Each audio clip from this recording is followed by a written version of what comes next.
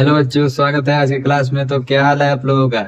चलिए बाबू, class 9 chapter number 15 science का part number 2 देखेंगे आज हम लोग। ठीक है, इम्प्रूवमेंट इन फूड रिसोर्स का पार्ट नंबर 2 है ये। ठीक है, पार्ट नंबर 1 में एक मिस्टेक हो गया था हमसे।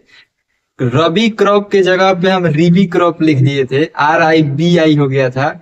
और हमको लिखना चाहिए था क्या, RABI। ठीक है ना, तो थोड़ा सा ये मिस्टेक हो गया था। तो आप लोग उसको माइंड पे नहीं लीजिएगा, ठीक है ना बाबू। मिस्टेक आदमी से, इंसान से ही होता है। ठीक है, तो हमसे भी थोड़ा सा कल हो गया था, उसके लिए हम क्षमा प्रार्थी हैं। ठीक है ना। चलिए आज हम लोग देखेंगे क्या चीज के बारे में। पार्ट नंबर 2 में देखना है हम लोगों को मेजर एक्टिविटी के बारे में, जो क्रॉप याइल्ड को क्या करने के लिए, बेहतर करने के लिए, अच्छा क्रॉप पाने के लिए क्या क्या उपयोग मतलब हम लोग क्या क्या उपकरण का, क्या क्या मतलब सिस्टम का इस्तेमाल करेंगे, उसके बारे में आज हम लोगों को देखना है। तो चलिए बाबू क्लास शुरू करते हैं। There major activity are needed to obtain improve crop yield. बोल रहा है कि मेजर एक्टिविटी हमको करना पड़ता है, क्या चीज करने के लिए, तो क्रॉप को पाने के लिए, क्रॉप याइल्ड में। ठीक है ना, क्रॉप याइल्ड मतलब खेत को बेहतर बनाने के लिए एक मैनेजमेंट का निर्माण करना पड़ता है हमको खेती बाड़ी करने से पहले। ठीक है, तो वह क्या क्या चीज मैनेजमेंट है उसके बारे में जान लीजिए। ठीक है ना, पहले का मैनेजमेंट होता है क्रॉप प्रोडक्शन मैनेजमेंट।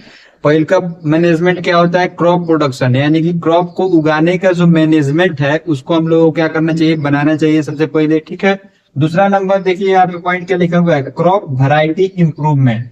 क्रॉप के वैरायटी को कैसे हम लोग इंप्रूव कर सकते हैं उसको, उसके बारे में भी सिस्टम हम लोगों को बना के रखना चाहिए। ठीक है, और तीसरा नंबर पॉइंट क्या है, क्रॉप प्रोटेक्शन मैनेजमेंट। क्रॉप को कैसे हम लोग प्रोटेक्ट करेंगे, इसका भी मैनेजमेंट का क्या करना चाहिए, हमको निर्माण कर लेना चाहिए, मैनेजमेंट बना लेना चाहिए। ठीक है, तभी क्या करना चाहिए, हम लोगों को खेती बाड़ी करना चाहिए, तो आपको क्या होगा, ज्यादा से ज्यादा लाभ होगा। ठीक है ना।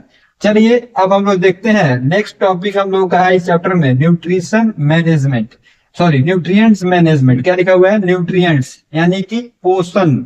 जो पोषण प्लांट को, क्रॉप को जरूरी पड़ता है, उसको, उसका मैनेजमेंट के बारे में हम लोग क्या करेंगे, जानेंगे, समझेंगे, पढ़ेंगे। ठीक है, इसका 3 पॉइंट लिखे हैं, आप समझ लीजिए। पहला नंबर पॉइंट क्या लिखा हुआ है, plant needed 16 essential nutrients for their growth. बोल रहा है कि प्लांट को, पेड़ पौधा को 16 को महत्वपूर्ण न्यूट्रिएंट्स का जरूरी पड़ता है उसके ग्रोथ में। ठीक है ना, 16 महत्वपूर्ण न्यूट्रिएंट्स, वह कौन कौन सा होता है उसके बारे में भी हम लोग जानेंगे। तो देखिए बुआ यहाँ पे, air supply, carbon and oxygen. Air जो होता है वह सप्लाई करता है प्लांट को क्या चीज, तो कार्बन और oxygen. And water supply hydrogen, और वाटर क्या चीज सप्लाई करता है, तो हाइड्रोजन।